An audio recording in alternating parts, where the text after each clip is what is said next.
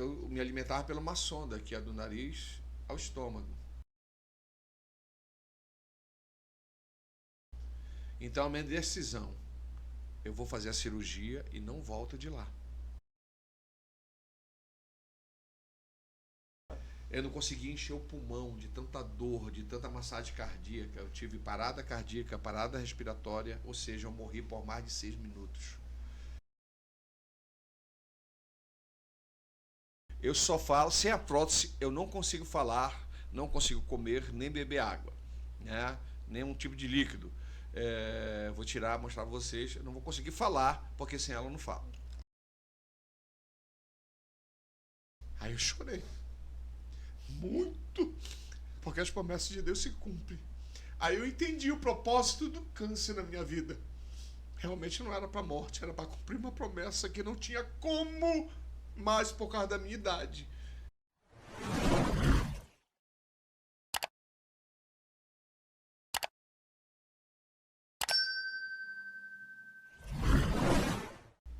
Graça e paz, amados, tudo bem? Eu costumo dizer, pergunto, tá tudo bem com você? Porque eu tô melhor do que mereço. E eu realmente não tenho do que reclamar, só tenho a agradecer a Deus por tudo que Deus tem feito na nossa vida.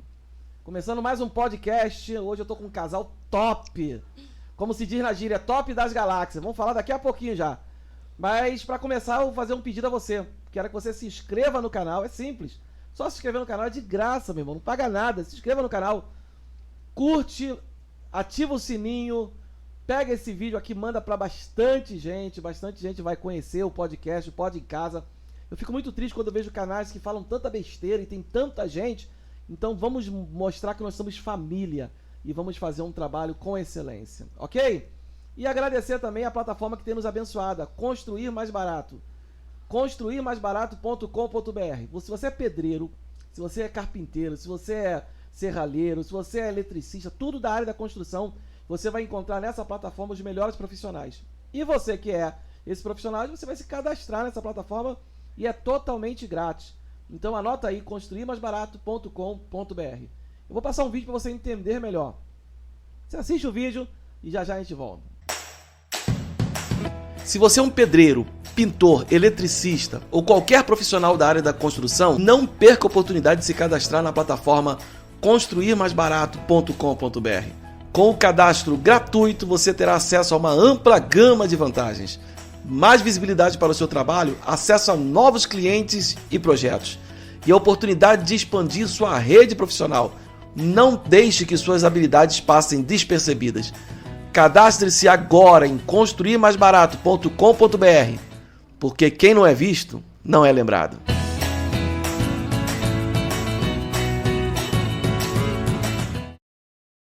Assistiu o vídeo? Gostou?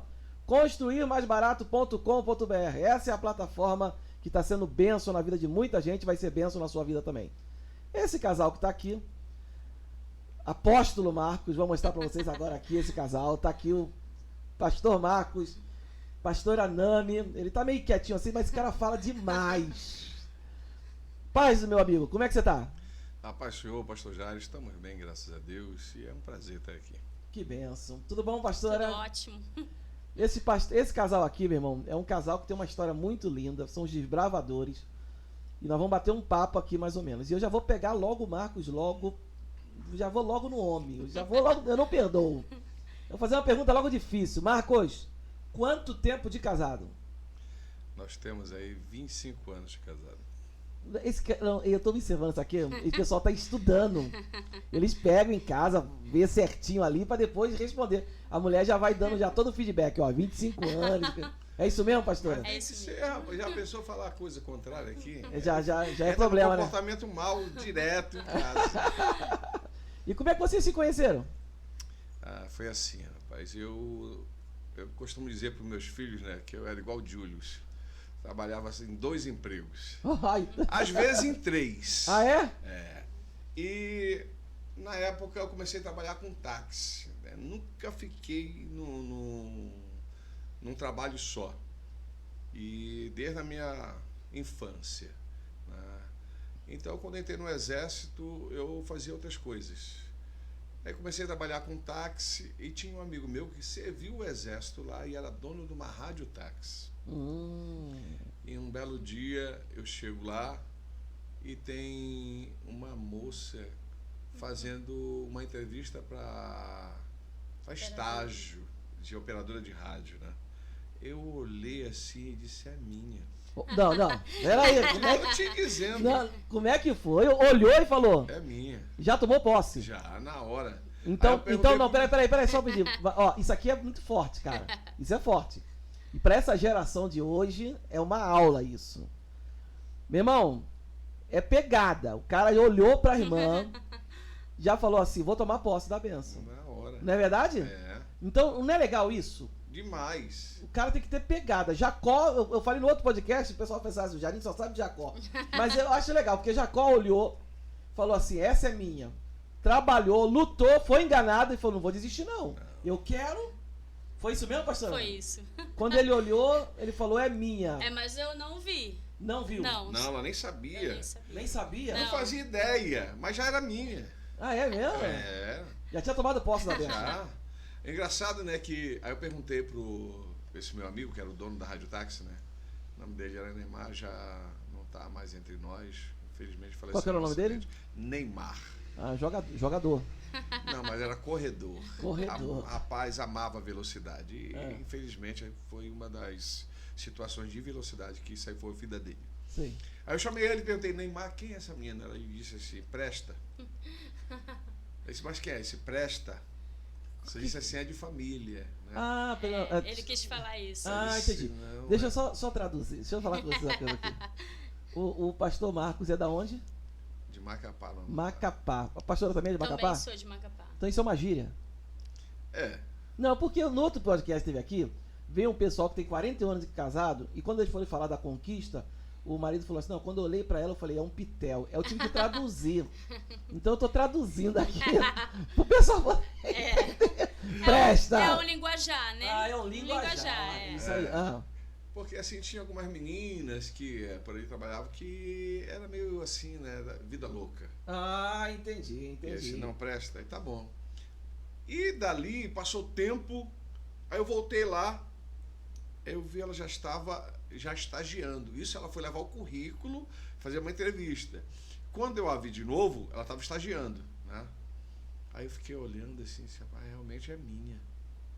Quando foi a terceira vez, aí eu não sabia que ela estava lá. Nenhuma delas eu sabia, né? Na terceira vez que eu fui lá, ela já tinha sido contratada, né? Estava trabalhando e já ia largar o plantão, que lá era por turno, né? Entrava às 6 da manhã, saía meio-dia. Aí a outra pegava ao meio-dia até às 18. O outro pegava das 18 até às 0 hora, né? E o outro das 0 até às 6. Era um ciclo de operadora. Aí eu notei, né, que ela já ia largar o plantão. Eu disse, é agora. Aí eu perguntei para ela assim, eu fui lá na sala da operação e perguntei, quem é a próxima operadora? Era uma amiga nossa, né, que chamava Leda. Serva do... O cara lembra tudo, cara. Tudo. Hoje é serva do Senhor, graças a Deus, né? Aí eu perguntei para ela, é a Leda? Se é a Leda, se não coloca no ar, que eu vou lá, pego a Leda e trago. Porque assim, quem trazia a outra operadora tinha o direito de escolher a próxima corrida. E ela pensou que eu estava fazendo isso porque eu queria corrida. É porque, como ele não era frequente, né? Ele só fazia de vez em quando. Ele fazia um bico de vez em quando. Então, ele não tinha essa frequência. E ele não sabia das regras. Então, se ele levasse a operadora, ele tinha direito a escolher a corrida. E aí, as melhores corridas, eles sabiam, pela distância, quem era frequente.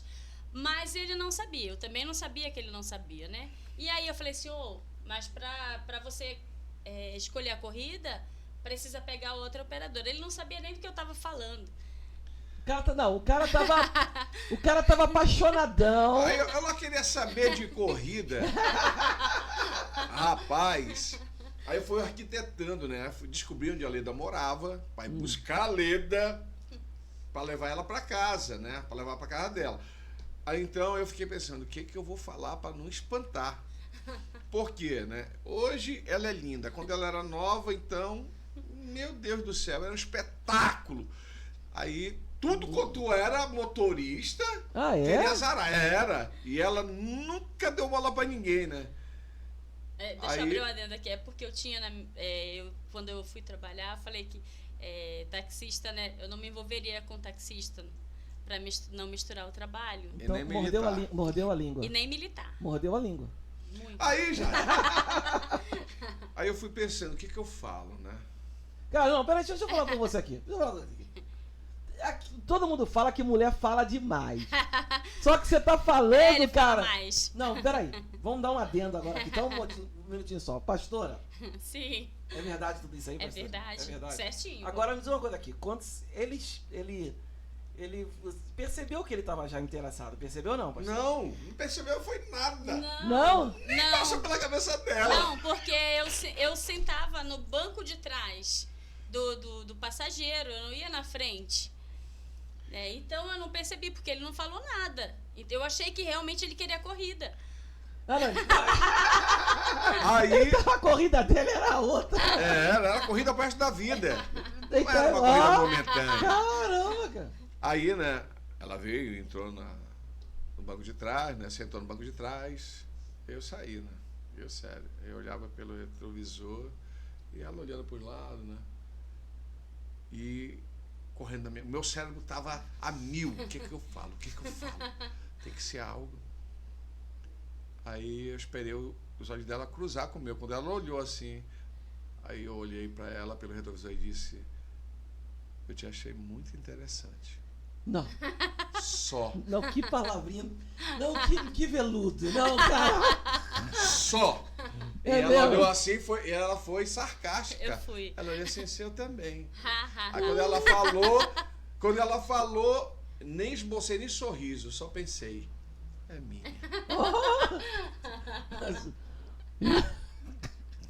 Esse daí Mas hoje promete, irmão. Eu tô vendo que Aí- hoje promete. Jairo, não falei mais nada. Não, mas aí quando você falou assim, a pastora já percebeu, não percebeu ainda? Ainda não, percebeu que tava... até ele falar, não, porque eu Não, acho... quando ele falou, Quando se ela ele- percebeu já é um clima. Não, quando ele falou que ele olhou, aí ele falou, te achei muito interessante, eu falei, não, mas eu não me envolvo com taxista. Ah. Sabe, assim, já tinha aquilo pra não misturar, e aí eu olhei e falei, eu também, Não, ainda deu mais esnobada ainda. Não Foi. deu mais esnobada ainda, Marcos? Aí escuta só. Só que eu rodava só de quinta e domingo, né? Por quê? Quinta-feira era o que antecedia o meu expediente da sexta. Então eu saía do quartel às 17 e pegava o carro às 18 e rodava até amanhecer, né? Mas não me preocupava, que eu ia pro expediente e Tá, só uma perguntinha só. Você era militar já? já era estabilizado. É mesmo, cara? Aí, quando era meio-dia, terminava o expediente, eu poderia dormir à tarde tranquilo, né? E no domingo eu rodava de manhã até segunda-feira de manhã, porque na segunda-feira o expediente só começava 1h. Então era o que casava, né? Aí deixei ela lá, localizei bem onde era a casa. Aí, quando foi no domingo, isso foi na quinta que eu deixei ela lá, no domingo eu fui lá na casa. Ela não tava. Nossa, agora só quinta-feira. Fui na quinta, né? Ela não tava. E detalhe, né? Tinha que dar certo o horário que ela ia trabalhar. Eu já não tava mais nem lá se ela ia trabalhar ou não. Aí, no domingo eu rodei. Tô apaixonadinho. Tava assim, rapaz, desesperado. Aí no domingo eu rodei, ela ia entrar 6 horas da manhã. 6 horas da manhã ela ia entrar. Eu disse, eu vou ter que aprontar aqui alguma coisa. E as irmãs delas falavam assim, olha, vi o motorista aí perguntar de ti e tal, mas ela não sabia nem quem era, porque ela nem passou pela cabeça dela que seria aquele que disse a frase.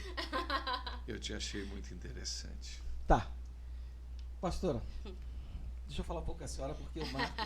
Não, Davi, tu vai Não. pirar na próxima. Aí, eu ia entrar 6 horas, né? E o meu pai era muito bravo. Muito, muito mesmo. Num nível, assim, muito elevado de braveza. E aí, eram 4 horas da manhã, ele foi lá, me chamou. 4 horas. 4 horas Ele da falou manhã? assim, ó, eu acho que aconteceu alguma coisa lá, vieram te buscar mais cedo. Aí eu olhei e falei, mais cedo, mas... Aí eu fui... Eu bati na porta, que foi o pai dela. Eu disse, olha, aconteceu um problema lá, a operadora teve que sair mais cedo e me buscar a Nani para assumir lá o...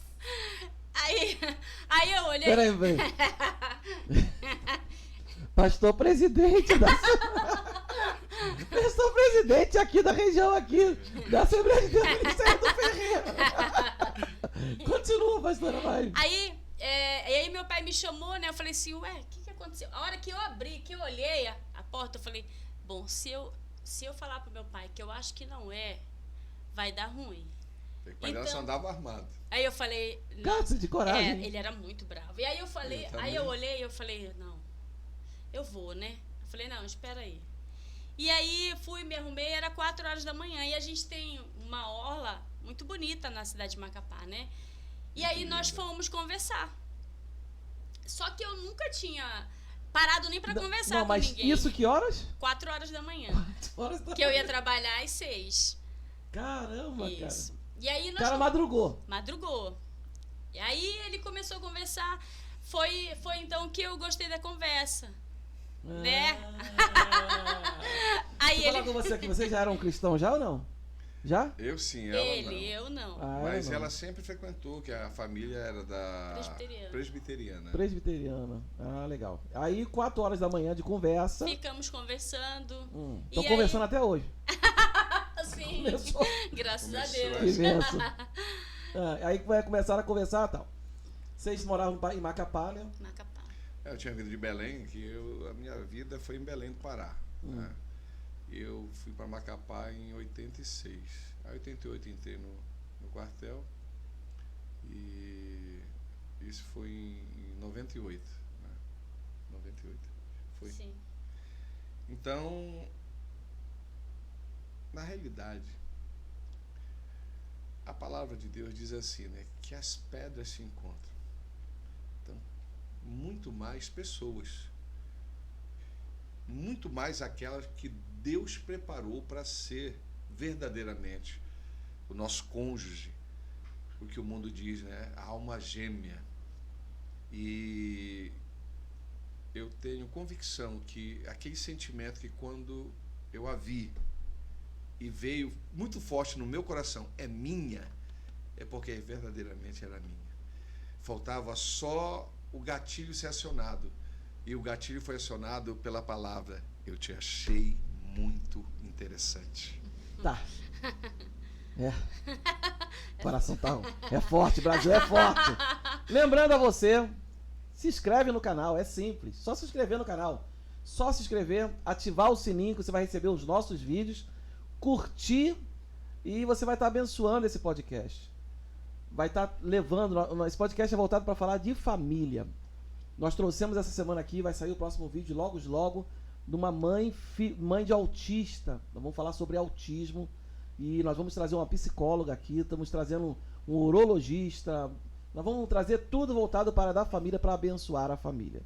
E você que é família, que você que constrói, a construirmaisbarato.com.br. Você não pode deixar a plataforma que já é a plataforma que está crescendo mais a nível Brasil, a construirmaisbarato.com.br. Vou botar o vídeo aí para você entender. Você pega esse vídeo e fala assim, manda para um amigo e fala, olha, você conhece a construirmaisbarato.com.br? O pessoal da empresa são um pessoal que abençoa o nosso podcast. E eu vou falar com o pessoal da empresa para falar assim, ó, trata com carinho o pessoal que vem através do Pod em Casa. Assiste o vídeo aí. Se você é um pedreiro, pintor, eletricista ou qualquer profissional da área da construção, não perca a oportunidade de se cadastrar na plataforma construirmaisbarato.com.br. Com o cadastro gratuito, você terá acesso a uma ampla gama de vantagens.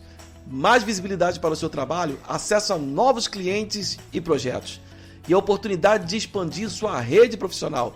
Não deixe que suas habilidades passem despercebidas. Cadastre-se agora em construirmaisbarato.com.br, porque quem não é visto, não é lembrado.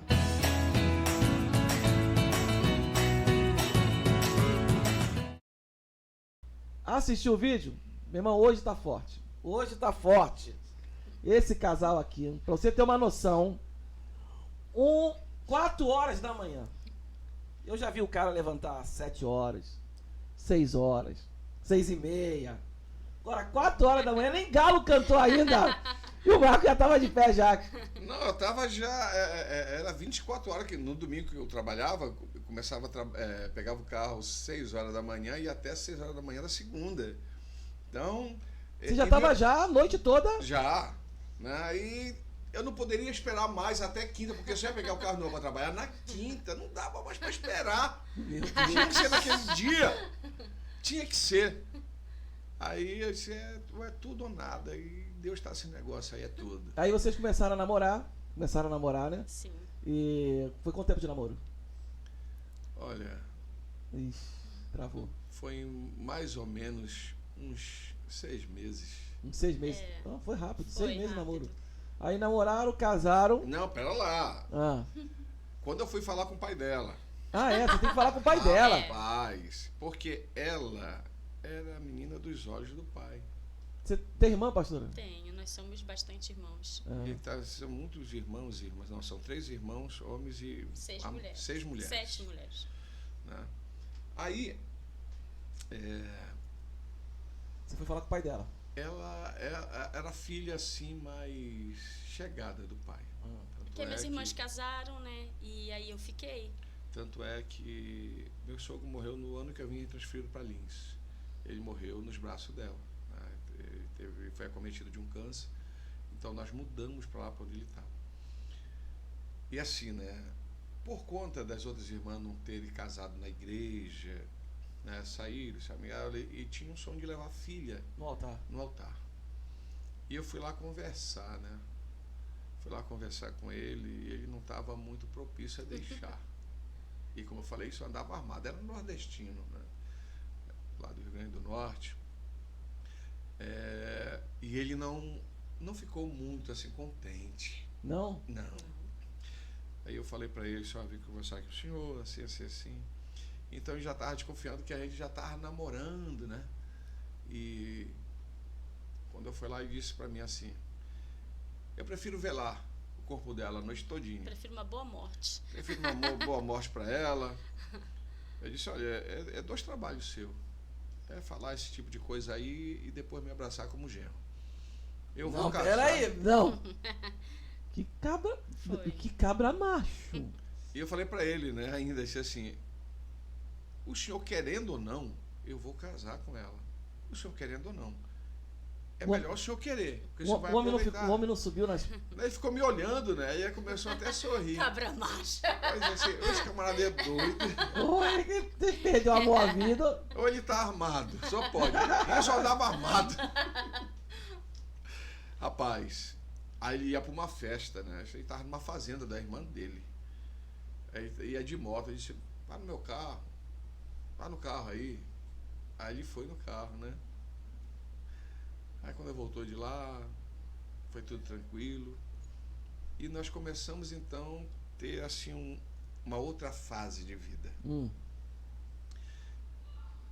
E no nosso casamento, Jairo, foi feito 3 ensaios.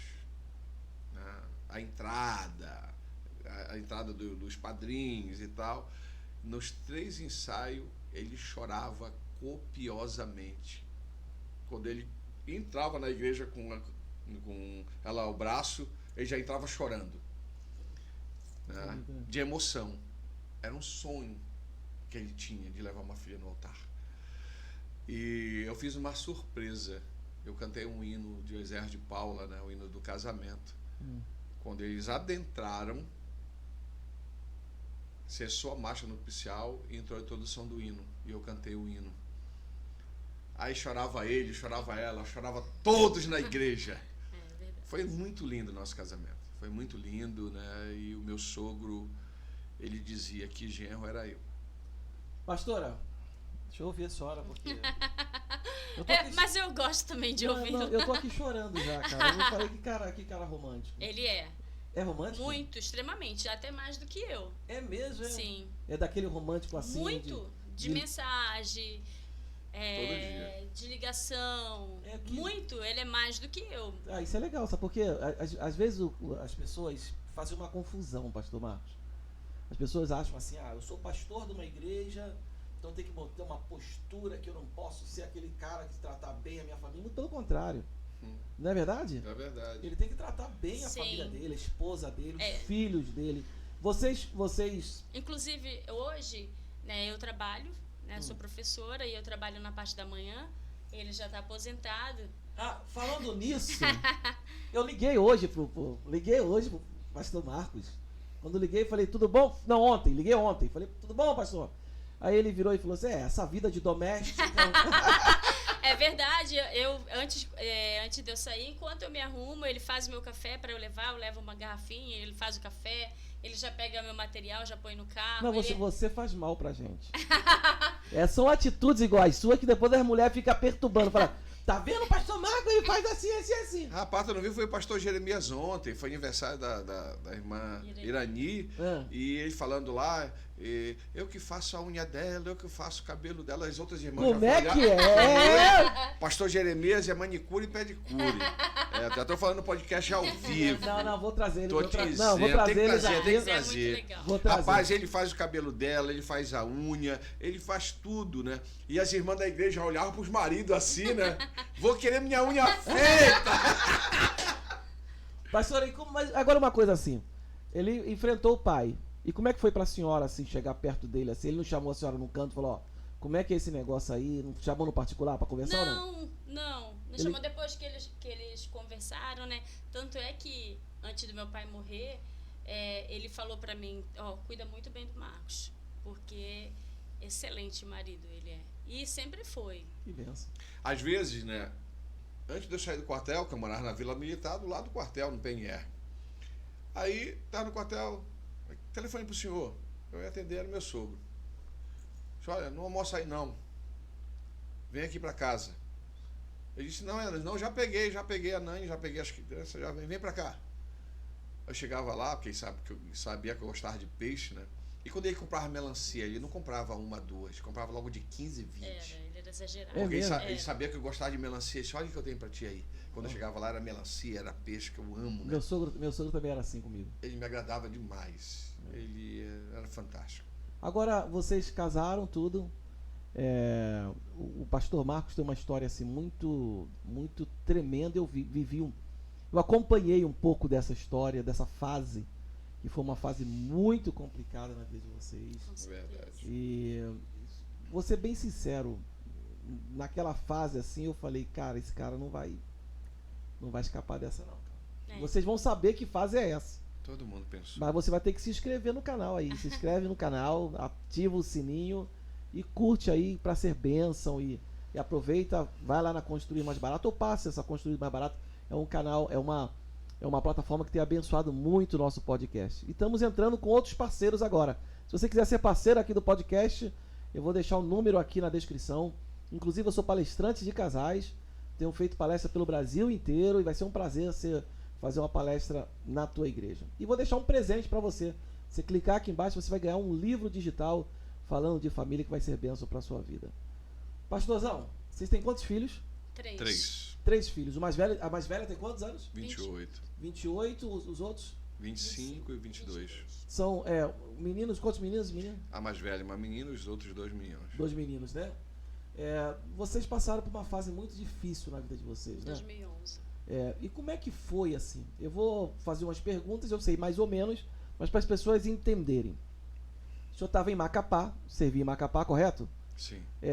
O pastor Marcos é sargento do Exército, hoje ele é reformado como oficial do Exército, mas era sargento do Exército. E ele estava em Macapá, e aí lá em Macapá começou, ele não tinha previsão de vir para São Paulo, correto? Não. E aí o que aconteceu? O que mudou? Como é que foi? Que dia e como mudou a sua história, a sua vida?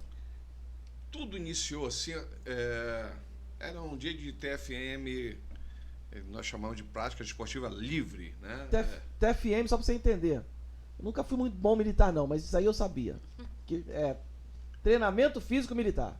Eu sempre pulava isso, mas eu sei. Então, uma vez ou outra eles davam prática livre, né? Quem queria jogar bola jogava, vôlei, outras atividades. E eu resolvi fazer uma caminhada.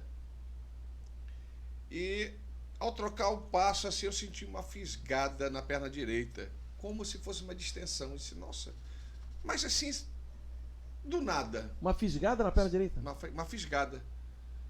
E eu achei estranho aquilo, porque eu não pisei em falso, nada. E era uma sexta-feira. E no sábado eu tive uma atividade na igreja. Isso daí foi no ano de 2003. Final de 2002 para 2003. Aí no sábado tivemos uma atividade na igreja, a minha perna começou a inchar um pouco.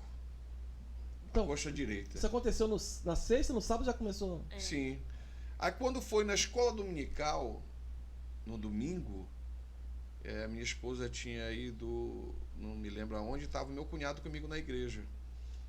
E eu já não estava mais aguentando de dor. E a minha coxa estava muito inchada. Isso tem alguma coisa errada. Eu pensei assim que fosse a distensão, né? E eu peguei, quando ela chegou, eu estava com muita dor, que eu não estava suportando de dor. A minha perna parecia um balão que estava para estourar. Aí já começou a me dar febre. Me levou para a Unimed.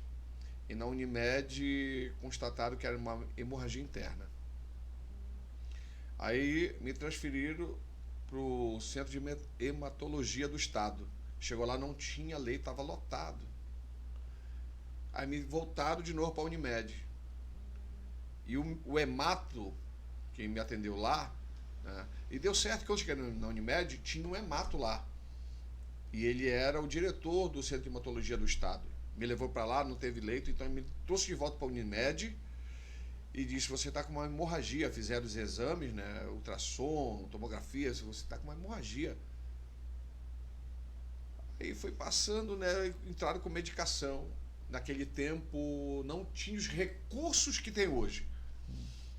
Então eu tratava com Clio e plasma, Clio precipitado e plasma. Muito grosso esses derivados do sangue, para conter a hemorragia interna. E não continha. Não continha, e era muita dor, e eu queria dar com a cabeça na parede.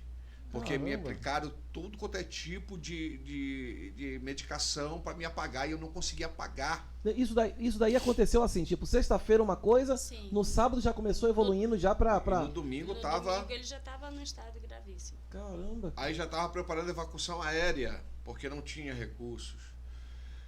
Aí chegou o pastor lá, orou, não, nada, e ela me segurando, né, que eu queria dar com a cabeça na parede, que eu queria apagar.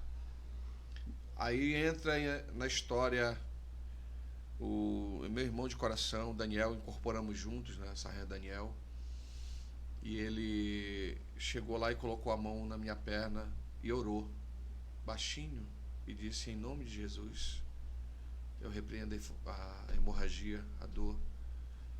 Quando ele terminou de orar, que ele disse o amém, pareceu que ele tirou com a mão. Aí dormiu. Aí eu apaguei. Quando eu acordei, eu já estava de volta no apartamento, a minha perna enfaixada, com uma sonda. Quando eu apaguei, me levaram para o centro cirúrgico, fizeram drenagem, realmente era uma hemorragia, acharam o ponto, cauterizaram, mas deixaram lá a sonda, né, porque poderia evoluir para uma nova hemorragia. Eles fizeram uma cirurgia com bisturi a laser, que ele já vai cortando e cauterizando, até onde acharam o ponto. Daí, passou-se, né, um tempo, não tive intercorrência. E nesse meio tempo eu tive uma hérnia inguinal, foi feita uma cirurgia, não teve problema nenhum de sangramento. 6 meses depois tive que fazer de novo outra cirurgia para corrigir aquela que teve um queloide interno e teve que tirar uma parte muito grande do tecido, porque passou a doer mais do que antes da cirurgia. Foi feita a segunda cirurgia, deu tudo legal. Passando-se um tempo, calcificou um vaso que descia, né, da pelvis e até ao órgão genital. E começou a machucar aquele vaso. E eu não sabia que era um vaso calcificado, né? E eu fui no médico que me operou, né, da hérnia, e falou assim: olha, é provável que seja um vaso calcificado. Vamos. Uma perguntinha só. Isso daí, vocês tinham quanto tempo de casado? Ah, bastante já. Já tinha um bom tempo. Já. Já. Já, né? Já tinha os 3. E como é que a senhora, de repente, assim, por exemplo, isso numa sexta, sábado, domingo, pânico, como é que a senhora reagiu, assim, soube dessa... E já sabia bem o que era? Não tinha Não. nada. Não Nem- sabia nem nada. os Aí médicos que vai sabiam. entrar, isso que eu vou te dizer. Não sabia Nem nada? os médicos sabiam o que era, né? Eles não sabiam explicar, porque era novo. Aí eu fui de Belém, de Macapá para Belém, para o Hospital do Exército em Belém. Aí o urologista lá, cirurgião também, ele olhou assim e confirmou: isso é um vaso cauterizado. Nós vamos fazer aqui uma incisão de 2 milímetros aqui e vamos retirar ele. Vamos mandar para análise para ver a causa dessa calcificação. Porque onde o vaso se concentrava, doía muito, né? Aí ele fez um corte muito minúsculo, né? Cortou ali e tal, deu ali 3 pontinhos, minúsculo. Disse: olha, tua passagem já está de volta para Macapá, pode ir. Era uma sexta-feira isso. Tá bom. E foi anestesia local, né? E quando eu estava me preparando para trocar de roupa, estava doendo demais. E eu fui ver, tava aquele balãozão de sangue. Aí eu chamei a enfermeira e disse: olha, tem alguma coisa errada aqui. Chama o médico. E já ia embora porque era meio expediente no hospital. Aí o médico veio: centro cirúrgico. E foi aquela correria no centro cirúrgico, era uma cirurgia de emergência, eu apavorado: o que é isso? Chegou no centro cirúrgico, aí o anestesista não conseguia pegar a hack. Depois de umas 5 ou 8 furadas que ele conseguiu pegar. E antes dele conseguir pegar, o médico pegou o bisturi e passou lá e lavou tudo de sangue, o sangue jorrando. E houve ali uma preocupação muito grande, né? Conseguiram achar o ponto da hemorragia, cauterizaram. E no outro dia, na madrugada do outro dia, para amanhecer, né, tava cheio de sangue novo. Aí eu peguei, levantei de madrugada e apertei e saiu um sangue escuro, ralo. E antes de amanhecer estava cheio de novo. Caramba. Aí o médico foi lá conversar comigo, aí eu falei para ele, ele foi analisar. E ele fez uma cara assim, meu Deus. Eu disse: que é, doutor? Ele falou: teu sangue não está coagulando. Eu vou ter que abrir isso daí, não vou poder fechar. E ficou aberto aquilo. E eu fiquei louco. Ela, para mim ter viajado já, eu fiquei lá 15 dias e eu pedi para ele: por favor, fecha isso que eu não tô. Mas se eu suturar, a agulha que está suturando pode provocar uma hemorragia. Vai ter que sarar por segunda intenção. Eu digo: não, isso está me matando, meu psicológico. E ele suturou. Uma perguntinha, esse problema tem um nome? Vai chegar lá. Aí ele mandou investigar. Vai ter que investigar isso aí. Aí depois de quase um mês eu retornei para Macapá, não teve intercorrência, e eu fui fazer os exames, né, de investigação. E tinha um camarada que ele era um oficial da área da saúde, e ele resolveu dar baixa do exército, inclusive teve que indenizar lá, e ele abriu um laboratório dentro do hospital, né, dos maiores hospitais lá da capital, em Macapá, que é o São Camilo, e ele ele arrendou a parte do laboratório, né? E ele coletou o sangue e mandou para São Paulo, que nesse tempo esse exame só fazia em São Paulo. Os exames de fatores de coagulação. E quando chegou o primeiro resultado, né, ele me chamou lá e disse: Marcos, olha, chegou aqui o resultado do fator 8. Deu no limite. Então fica tranquilo. Não vai dar nada no outro, não. Não deu no 8. E eu não sabia até então a importância desses fatores de coagulação. E quando chegou o exame do fator 9, aí que veio a bronca. Deu defeito no fator 9 de coagulação. E quando eu passei no hemato, o hemato disse, você joga na Mega Sena? Eu disse, não, eu não jogo, eu sou evangélico. Não... Jogue. Talvez você ganhe. Porque você foi sorteado aqui para algo muito raro. Eu disse o quê?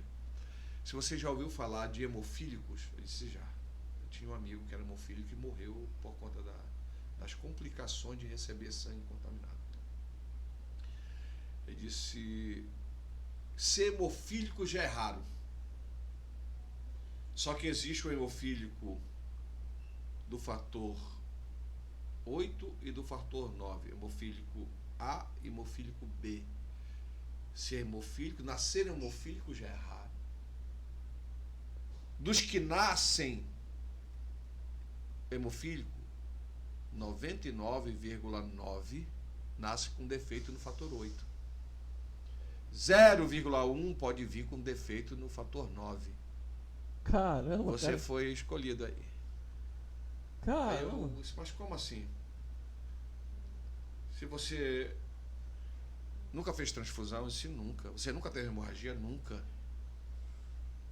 Isso começou do nada. Do nada. Se tornou hemofílico. Então você é hemofílico tardio aí. Porque é assim, pastor Jairo. Hemofílico se nasce hemofílico. Como é que descobre que a criança nasceu com defeito na coagulação? No cortar do cordão umbilical. Ah, é? É. Sangra e não para de sangrar. Então já tem que entrar com os fatores para salvar a vida da criança. E é o resto da vida tomando fatores de coagulação e trocando sangue periodicamente, porque o sangue perde a propriedade depois de um tempo. É que nem o carro que troca o óleo. Depois de um tempo tem que trocar, senão... É por isso que tem muitos problemas, muitos hemofílicos acabam tendo problema depois, porque às vezes dessa troca de sangue pode pegar um sangue contaminado. Né? Foi o que mais matou hemofílico no mundo, foi a AIDS e a hepatite. Por quê? Aquele tinha um Betinho, né? Ele morreu por conta de transfusão. Ele era hemofílico. Contraiu o HIV através da transfusão. E então começou a saga. Né? Não tinha recursos na época em Macapá, não tinha recurso em Belém. Foi quando eu vim para o Hospital do Exército, em São Paulo. Eu passei em todos os hospitais de ponta de investigação sanguínea. Todos os hospitais de São Paulo. Até no IAVC, que poderiam... Eu fiz exames de tudo quanto é jeito, inclusive de medula. Esse foi o pior de todos. Só que para fazer outro exame, eu tinha que esperar no mínimo 60 dias, porque a quantidade era tão grande de sangue que me tiravam. Né? Para fazer outro exame, eu tinha que esperar 60 dias do organismo repor sangue para fazer nova carga de exame. E assim, conclusão. Você é o primeiro caso da espécie. Não existe na medicina nada que traga algo do que está lhe acometendo. Você é objeto de estudo. É o que nós podemos te dizer. Porque existe um estudo hoje baseado, um artigo hoje baseado no estudo que fizeram em mim, de uma possível hemofilia adquirida. Feito. Então, só para me entender mais ou menos, para me entender, você não nasceu hemofílico? Não. Se tornou depois de um tempo hemofílico? Foi. E isso é raríssimo. Isso não É o primeiro caso no mundo. É mesmo? Agora, me pergunta, pastor Jairo, por que isso? Por que isso? É porque Deus me escolheu desde o ventre da minha mãe para fazer a obra dele. É forte.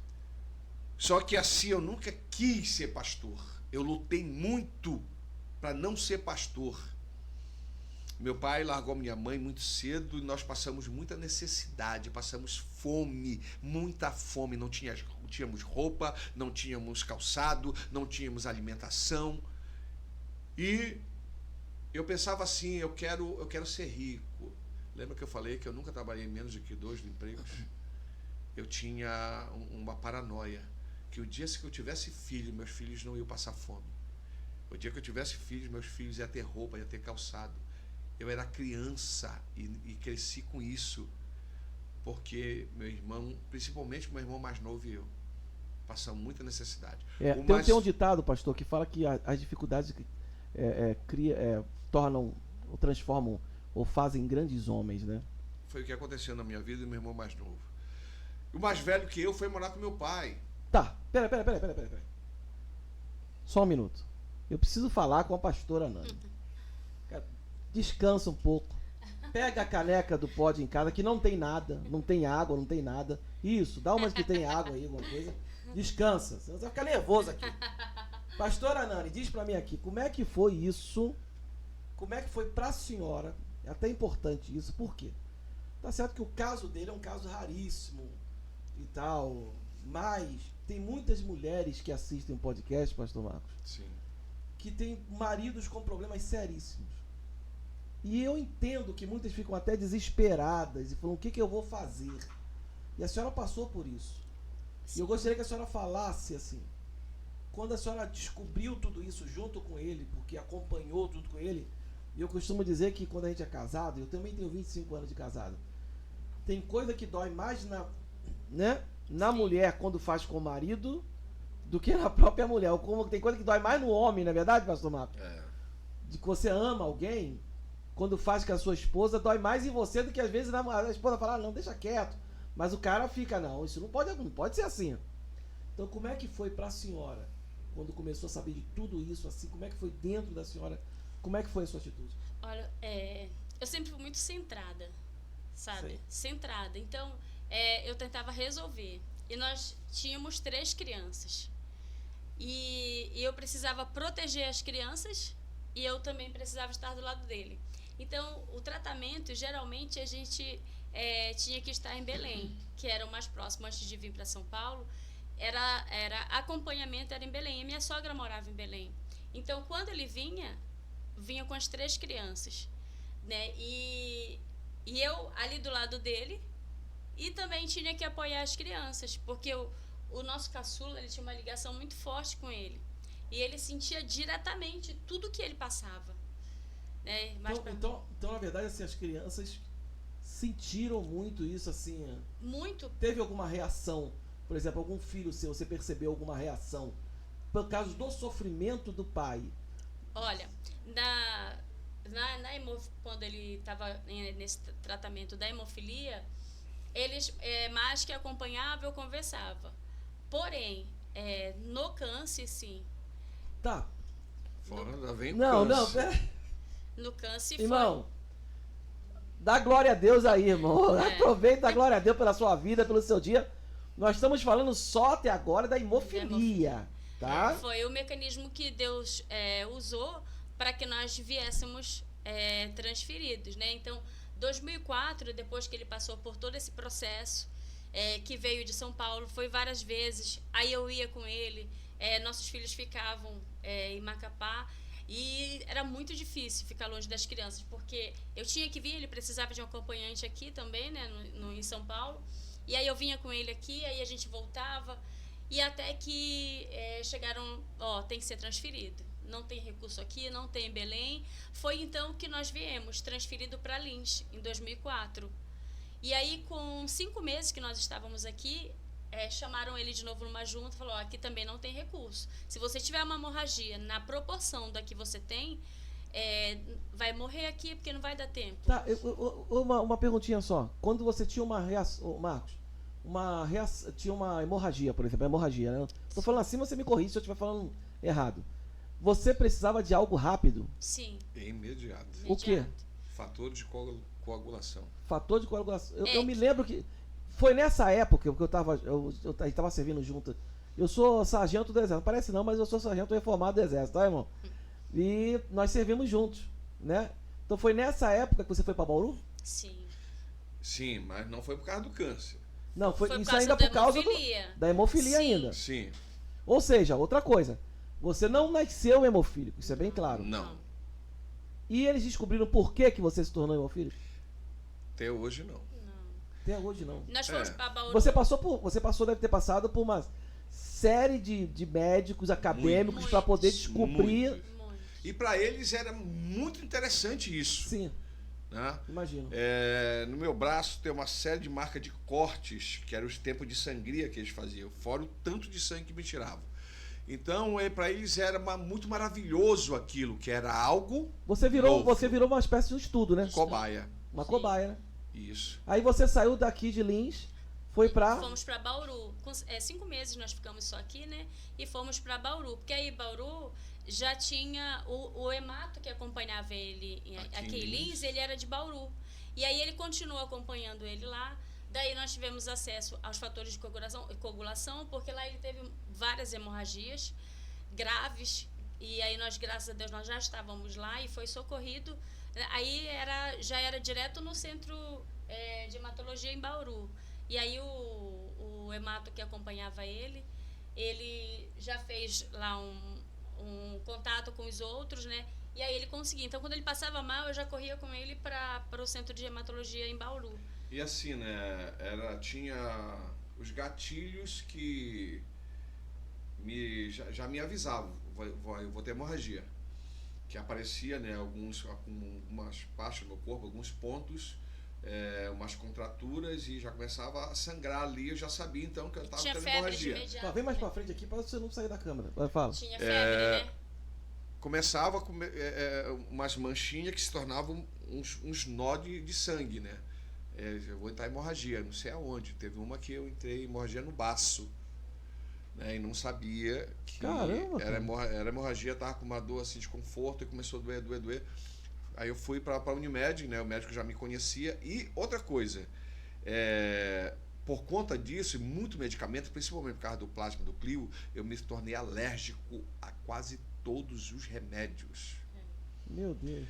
Com segurança para me tomar para dor, Tramal, Que já é fortíssimo, é, Paco e a morfina. Tomei tanta morfina que a morfina já não estava fazendo mais efeito, para ter uma ideia. Cheguei lá e ele sabia do meu quadro alérgico, né? E mandou aplicar um Buscopan sim, porque ele ficou com dúvida que poderia ser uma cólica renal, né?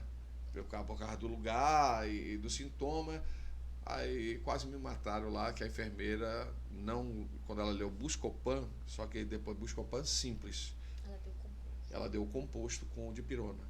Ah, você não pode... Eu sou alérgico a dipirona e fechou a glode, quase me mataram lá. E foi uma correria naquele hospital para combater a alergia, para depois ver o que era realmente. Quando combateram, né, deixou o perigo de morte da alergia, aí foram fazer um exame mais detalhado que viram que era uma hemorragia no baço. Essa daí foi por Deus que não precisou abrir. Que com a medicação ela parou e o organismo absorveu o sangue. Então era assim, mas eu quero deixar claro que tudo isso que eu passei foi o mecanismo de Deus para mim poder aceitar o desígnio pastoral, Tá. que eu não queria. Ainda não era pastor, ainda não entramos na área do câncer, né? Sinceramente, eu vou falar com vocês uma coisa. Eu sabia mais ou menos da história, não sabia que era tudo isso, sabe? Ainda tem mais, muito mais. E, pastora, eu queria que a senhora pegasse para essa câmera que está aqui e falasse para as mulheres, isso é importante. Depois eu vou pedir o pastor Marcos para que fale para os homens, porque eu tenho um amigo, por exemplo, que está nesse momento fazendo um tratamento de câncer sério, mas eu acredito que Deus, assim como mudou a sua história, Deus pode mudar a história dessas pessoas Eu também. creio. Mas eu gostaria que a senhora falasse, porque a senhora viveu isso, perto do microfone, Sim. e falasse para essas mulheres que vão assistir esse podcast, e dissesse para elas, foi difícil, mas Deus entrou com Exatamente. providência e mudou a história. Exatamente. E o que a senhora fez, e o que a senhora acha que as mulheres podem fazer? Exatamente. falou a palavra-chave, né? Deus. Porque se não fosse Deus, tiraria força de onde, né? Eu sempre trabalhei fora, eu tinha que dar conta de um trabalho com metas na época. Tinha as 3 crianças que eu tinha que dar conta, tinha o estado dele porque eu precisava dormir no hospital, e tinha a igreja. Porque ele só não estava na igreja quando ele estava internado. Porque mesmo com dor, ele estava na igreja. Mesmo operado, ele estava na igreja. E nós sempre juntos, né? Independente se fosse da parte da hemorragia ou o câncer mais para frente, né? Nós sempre estávamos ali. Então, 100% Deus para dar graça, para dar força, né? E a gente sempre conversou com isso, às vezes até ele nem entendia muito bem. Às vezes ele ficava olhando, ele não entendia muito a minha reação. Mas eu precisava ser muito forte. E a minha confiança era 100% em Deus. Tanto é que eu falava para ele, vai ficar tudo bem. Vai ficar tudo bem. E ele ficava me olhando muitas das vezes e Deus purinho na minha vida. Eu precisava dar conta de toda aquela demanda. E sem contar que assim, era um risco de morte muito grande. Iminente. E ele falava para mim, eu vou deixar tudo preparado. Eu falei, não pensa nisso não. Não pensa nisso não, que eu creio, Deus tem promessas. E ainda não se cumpriram. Então era a minha palavra para ele. Mas quando eu precisava dar força para ele, e por trás eu falava, só o Senhor é Deus, eu preciso sua fortaleza. Porque aí eu precisava mostrar para ser forte, para poder apoiá-lo, né? E por trás eu ia lá falar, Senhor, me dá graça, me dá força. Eu preciso. Então, a palavra forte para as mulheres seria Deus me dá força. Me dá forças. É isso daí. Eu acho que é a palavra forte para as mulheres. Não adianta estressar, não adianta gritar, pular. É Deus me dá força. Era um dia de cada vez, né? Deixa eu falar um pouco desse câncer. Só lembrando, ainda isso daí, irmãos, foi a hemofilia. Sim. Agora nós vamos te falar que, além da hemofilia, teve um outro problema seríssimo. Um câncer. Mas você vai falar isso aí depois que eu falar sobre você se inscrever no canal, meu irmão. Você não está inscrito ainda? Se inscreve no canal, ativa o sininho, dá um curtir aí, que vai ser bênção e vai abençoar muito o nosso podcast. Amém? E construirmaisbarato.com.br é a plataforma que hoje que está mais crescendo no Brasil. É a construirmaisbarato.com.br. Muito simples, muito intuitiva, muito fácil. Se você entrar, se cadastrar, seja eletricista, serralheiro, pedreiro, pintor, qualquer profissional da área da construção, e vem muita novidade aí para sua vida. Então, pastorzão, teve o câncer. Teve o câncer. Depois de tudo isso da hemofilia, aí deu um tempo, depois que eu abracei a obra, né, e começou a estabilizar. Não foi definitivo, assim, não existe mais. Não, eu tenho que ter cuidado, muito cuidado. Eu não posso me machucar, não posso me bater, que a hemorragia acontece. Ah, é? É. Aí... O senhor toma algum remédio? Para isso daí não existe remédio. Que coisa. Não existe. E por conta disso que eu vim transferir, porque eu era fuzileiro, né? Você vê no Batalhão de Infantaria de Selva, e era da Companhia de Fuzileiro de Selva. Eu sou infante. Ele que nasceu infante morre infante. E eu fui transferido da Companhia de Fuzileiro de Selva para a base administrativa por conta disso, né? E da base me transferido para Lins por conta de um socorro, que tratamento não existia. Foi transferido para Bauru por conta de recursos, né? E volta e meia estava passando por uma situação dessa. Mas eu quero frisar que depois que eu abracei o chamado de Deus, foi diminuindo a questão da hemorragia.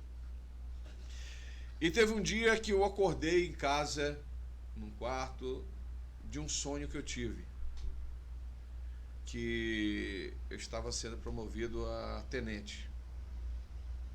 E eu acordei minha esposa e ela disse, o que foi isso? Eu vou ser promovido a tenente. Eu não sei como, mas vai dormir, está sonhando. Eu disse, não, Deus me mostrou. E o sonho era tão real, pastor Jairo, que eu estava numa formatura e vinha um personagem e tirava a divisa, né? Era aquela divisa de metal, e colocava na boca e começava a mastigar. E tirava a insígnia de infantaria, que naquele tempo para a praça era prateada, né? Até primeiro sargento, hoje não, é tudo dourada. Naquele tempo era prata. Aí tirava aquela insígnia de prateada, colocava na boca, mascava e tirava a insígnia já dourada. E a divisa de sargento mastigava, quando tirava uma estrela, segundo tenente. Eu não consegui mais dormir. De manhã eu fui me inscrever, porque eu já era pastor. Eu sou formado em teologia, sou bacharel em teologia, então eu tinha todos os requisitos e nunca tinha me atentado para isso. Aí fui me inscrever para capelão. 36 anos era a idade limite, já estava com 38. Isso agora. Aeronáutica, 36. Marinha, 36. Polícia Militar, todas do Brasil, 36. Bombeiro, 36. Eu disse, e agora? Não sei mais como fazer. Eu sei que eu vou ser. E não sei como. Você não entendeu o processo, não? Aí, quando eu cheguei aqui em 2004, eu estava na CCAP, né, no qual você fazia parte também, né, pela banda. Tinha um capitão muito gente boa lá, chamado Capitão Cerqueira. Lembro dele. Aí ele chegou comigo e disse assim, ô Marcos, tem uma missão para você. Ele pode falar, capitão. Você vai numa viatura em São Paulo, vai passar no DSUP, vai pegar munição e vai passar no hospital para pegar os remédios que estão separados lá no batalhão. Aí ele disse, selva. Foi eu e um soldado, que eu não me lembro o nome do soldado. Chegamos em São Paulo, fomos lá no DSUP, pegamos os cunhetes de munição, fomos para o hospital. Chegamos no hospital, estava chegando o pessoal do Haiti, né? Estava chegando o pessoal do Haiti e eu conheci lá algumas pessoas, né? Conheci o Bezerra nessa época, né? Antes dele vir para cá, conheci nessa época lá o Bezerra. Grande Bezerra. Conheci um companheiro, muito gente boa, o Brito, que nós depois servimos juntos em Bauru, né? E muita gente, e as pessoas chegavam, a barreira sanitária foi feita lá no hospital. Por baixo, pastor Jairo, uns 40% a quase 50% estavam com malária, já ficaram internados lá. Isso era liberado, né, depois dos exames, quem não estava acometido de malária. Aí quando a gente vê saindo do hospital, aí tem um camarada lá, tá civil, né, não sabia se era militar ou não, perguntou se a viatura vai para onde? Estamos indo para Lins. Vai passar na cidade tal? Falou o nome da cidade, eu disse, eu não tenho noção. Aí perguntei para o motorista, né? Vai passar? Isso, nós vamos passar lá. Aí disse, olha, vai passar. Disse, vocês podem me dar uma carona? Que eu tô vindo do Haiti. Ele era militar, né? E se eu quero ver minha filha, se eu for para Barra Funda agora, vai demorar muito chegar em casa. Se você me der essa carona, vai me ajudar demais. A minha filha nasceu, eu estava lá. Entendeu? Eu só vejo pela publicação de vídeo. Eu quero ter minha filha no braço. Ele disse, entra aí, cara. Foi com a gente. 2004. Foi, deixei esse camarada lá, agradeceu demais, fomos embora. Passou 2004, 2005, foi transferido para Bauru. Né? E quando eu sonhei este sonho aí, que eu era promovido a tenente, e eu fiquei depois sem entender como é que eu chegaria a tenente. E um belo dia, um comandante, que lá não é comandante, é chefe na CSM, né? Gente boa, muito gente boa, Coronel Holden, tenho uma amizade muito grande com ele, um agradecimento muito grande. E o motorista dele, ele dispensou, disse, não, a minha esposa vem me buscar, não precisa não, era o Guaranha. E o Guaranha tinha um Passat velho. Final de 2010, isso daí. Aí ele me chamou, o coronel, Dias, bora dar uma empurrada aqui no carro do Guaranha. Tava lá, não pegou na bateria, nem empurramos. Quando nós empurramos, pegou, né? E me deu uma taquicardia e eu me acordei no hospital. Mas assim, do nada, assim? Do nada. Quando eu me acordei, o coronel tava lá, né? você quer me matar? E me diz que quer me matar, rapaz. O que foi que aconteceu? Eu disse, eu não sei. Eu não sei. Aí, quando eu tive alta, né, tava tudo bem já. Quando foi na outra semana, ele me chamou e disse, ô M. Dias, vai pra tua casa. Se não, coronel, tá faltando pouco tempo aí. E eu ia ser promovido a segundo sargento. Era a primeira turma dos quadros especiais a sair em segunda. Né? Eu era um dos mais antigos. Ele disse, não, eu vou sair segunda agora, eu vou para casa. Ele disse, não, pode ir para casa. Vou fazer a documentação aí para te mandar na junta. Me mandou para casa. Ele já sabia. Não. Ele não queria que acontecesse de novo comigo algo assim aí, né? Dessa magnitude. Aí, um belo dia em casa, eu estava fazendo almoço. Eu estava cortando cebola. E a cebola não tinha cheiro. Aí eu peguei essa cebola e comi. Não tinha gosto. Eu disse, essa cebola... Eu ia jogar fora, pensei que era problema da cebola. Aí eu chamei meu filho, vem cá. O do meio, né, o Júnior. Meu filho, cheira aqui. Nossa, pai, tem cheiro essa cebola? Tem, pai. Come um pedaço, eu não vou comer. Come, não vou, pai. Senão porque eu comia, não tinha gosto de nada. Se tem alguma coisa errada, então é comigo. E eu estava reclamando da comida dela, que ela faz uma comida maravilhosa. E eu perguntava, o que está acontecendo com a tua comida, filha? Está ficando sem sabor? E os meninos, não, pai, está muito gostoso. E quando foi na hora da cebola, né, no dia lá para frente, eu disse, não, o problema é comigo. Aí eu marquei uma consulta com o otorrino. Cheguei lá e expliquei para ele, olha, eu não estou sentindo assim. Aí disse, deixa eu analisar aqui. Aí foi analisar e olhou o céu da boca. E tinha um carocinho, né? Isso está aqui a razão, você lesionou o palato. E assim, os sentidos, né, de cheiro, de gosto, né, o amargo, o doce e o azedo você sente na língua, em parte diferente da língua, na ponta, no meio, na palma, na língua espalmada, ali você sente, né, essas sensações de doce, amargo e azedo. O olfato, que é o cheiro, e o paladar, que é o gosto, não é na língua, é no palato, no céu da boca. É ali que transmite para o cérebro a sensação do cheiro e do gosto. E quando lesiona o palato, ou acontece alguma coisa no palato, tipo assim, quando nós gripamos, há uma infecção que cessa a transmissão, por isso que a gente não sente gosto dos alimentos. E ele falou, você lesionou aqui com algum alimento, algum osso, alguma espinha de peixe, e cessou a transmissão para o cérebro. E eu perguntei para ele, mas como isso aconteceu? Porque eu não me lembro. Eu me lembraria. Ele disse, mas está aqui uma lesãozinha. É uma bolinha. Mas não tinha ferimento nenhum, era uma bolinha pequenininha. Aí disse, olha, vamos fazer uma incisão aqui, quem sabe, tratando com corticóide, aquilo você recupera alguma coisa. Você sente o gosto do café, o cheiro? Disse, não. Disse, então já é difícil, que isso é o básico do básico. Mas vamos fazer uma incisão. Eu disse, olha, meu sangue não coagula. Quando eu falei isso para ele, disse, então não vou mexer. Porque isso aí é uma área muito irrigada e vai dar hemorragia. Mas como assim não coagula? Eu tive que explicar para ele toda a situação. Você é acompanhado pelo hemato? Expliquei quem era, ele conhecia.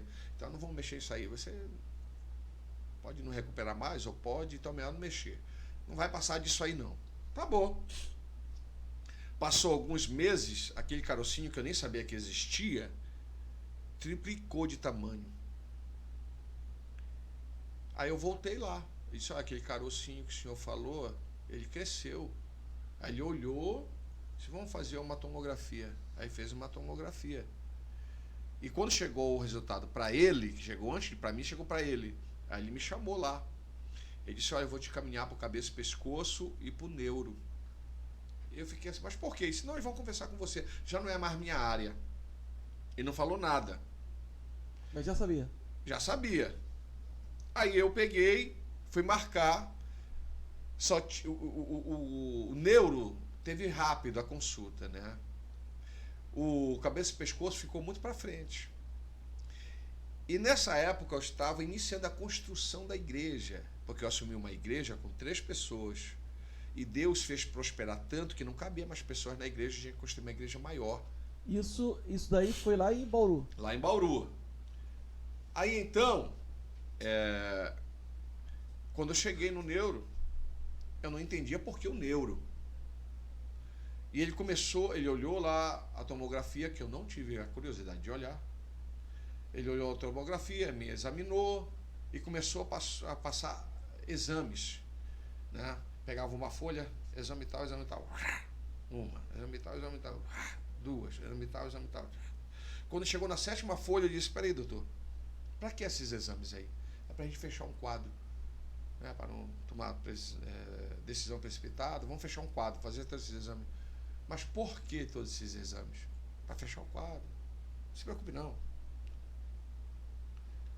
Aí eu olhei, tem coisa aí, né? Aí eu peguei aquilo tudo. Quando eu saí do consultório, ela me ligou. Estava me ligando, eu desliguei. Aí eu fui olhar o laudo. Né?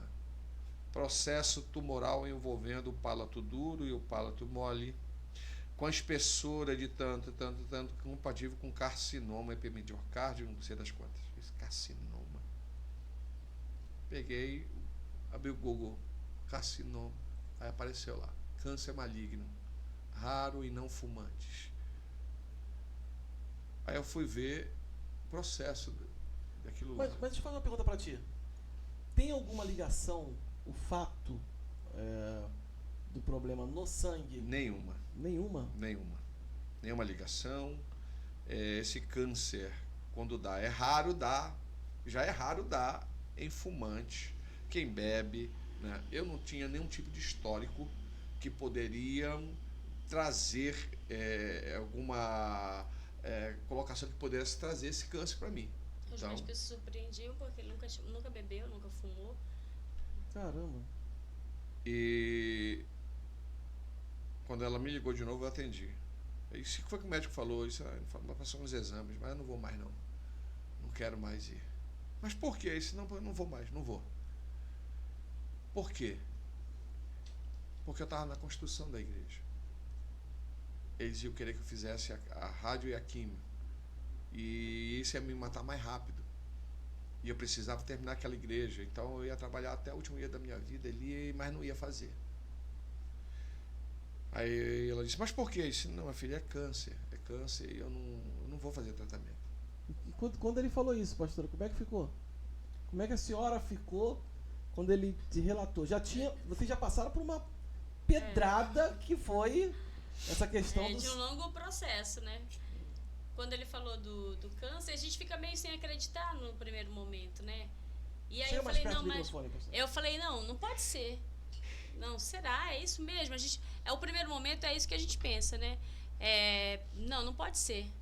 Não é. Não será? Não, vamos ver. Não, né? a gente não quer acreditar, né? Até as coisas irem se concretizando, os exames virem chegando, eu acompanhava ele nas consultas, então eu ouvia tudo. Esse câncer, eu me lembro, você chegou a usar uma prótese, não chegou a usar? Ele ainda usa. Isso, a prótese foi 2 anos depois da última cirurgia. Foram 3 cirurgias. 3 cirurgias no céu da boca? Foi. Assim, né? Eu não queria fazer por conta da química da rádio e eu decidi não fazer tratamento nenhum. Aí começou a obra na igreja. Eu ia para lá. Por que o neuro? Eu fui ler, tinha uma calcificação já para o cérebro do tumor. E Caramba. uma ramificação para o olho direito e para o ouvido. E eu não queria, eu vou fazer rádio, vai me matar mais rápido, não vou fazer. Aí, lá na construção, eu ia para lá todo dia, né? Só que a calcificação que estava para o cérebro começou a me tirar o equilíbrio, né? E eu ia perdendo o equilíbrio e um dia eu passei muito mal lá e me levaram para casa e essa não, vou te levar para o médico. E aí o cabeça e pescoço me atendeu urgente. Aí ele viu a tomografia e disse: vamos fazer outra. Já fez outra urgente. Já tinha mais do que o dobro da primeira do tumor. Estava crescendo rápido, né? Muito rápido. E já não me deixava nem falar, atrapalhava a dicção, porque ele cresceu para baixo também do céu, para cá, né, para a boca.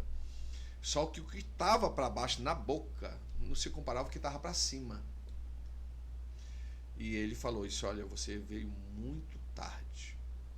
Aqui o prognóstico, eu vou arrancar a sua arcária superior inteira para lhe dar uma sobrevida. Uma sobrevida. E eu vou lhe ser bem sincero, eu não lhe dou nem uma chance de dizer assim, não, você vai sair, ficar tudo bem, que não é. Era oncologista, pede paciente todo o tempo. Aí, tava doendo demais já. Tava doendo demais. Aí eu pensei, sabe o que eu vou fazer? Eu preparei toda a documentação. Eu fui lá tirei a pasta da viúva, tirei xerox de tudo, expliquei para ela. Pasta do viúva é uma documentação que fica dentro do quartel, tá? Deixa eu traduzir aqui. Isso, onde a sua dependente, no caso a esposa, no meu caso, né, que é a primeira dependente, depois tem os filhos, onde tem lá, amarra todos os direitos dos dependentes. Sim. Seguro, a percepção do salário, quando o militar morrer, esse tipo de coisa. Aí eu preparei, fiz uma pasta com cópias para deixar para ela. Olha, quando o Papai do Céu me levar, está aqui, olha, você tem direito a esse seguro, a esse seguro, a esse seguro. Você tem direito a isso, isso, isso, isso. Você tem direito a tudo. Você está amparado. Você e nossos filhos estão amparados. Então, não se preocupe. Case de novo. Pode casar, que ela era muito nova ainda. Isso foi em 2011, né? 13 anos atrás. Pode ficar tranquila, que o nosso contrato é até que a morte nos separe. E eu vou ser bem sincero, eu já quero partir. Eu não quero definhar até morrer. Então, a minha decisão, eu vou fazer a cirurgia e não volto de lá. Eu fui consciente, pastor Jairo, que eu ia fazer a cirurgia e ia morrer. Por quê? Porque se não morresse da cirurgia, ia morrer da hemorragia. Mas eu fui tranquilo. Sabe o que é tranquilo? Deixa a pastora Ele falar, foi fala, mesmo. Mas esse pensamento era só dele. Porque eu sempre disse para ele, né? E ele ficava me olhando, porque na cabeça dele já estava tudo certo que ia acontecer. Mas na minha cabeça e naquilo que na minha intimidade com Deus, eu tinha convicção de que não era aquilo. Tanto é que eu sempre falei, não é para morte.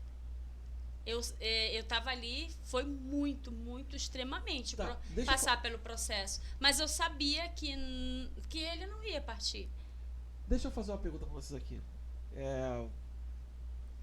Vocês passaram por isso. E não foi fácil.